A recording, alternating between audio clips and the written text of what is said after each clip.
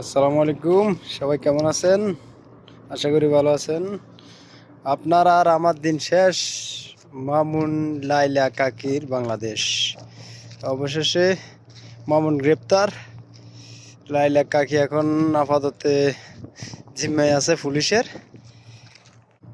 আমি বুঝি না, বাংলাদেশে কিছুদিন পর এই মামুন লাইলা টিকটকার এরপরে আছে যে অপু ভাই। আরে ভাই, আপনারা কিছু বলেন না, এই জন্য তারা ফার পেয়ে যাচ্ছে। তারা বিয়ে করে নাই, আজকে 3 বছর 4 বছর পর্যন্ত তারা এক ছাদের নিচে কিভাবে থাকে?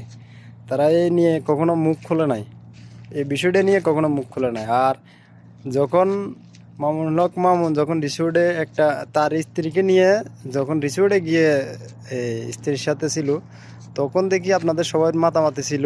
সবাই কমেন্ট করেন, পোস্ট করতেছেন মামুন নাকি খারাপ,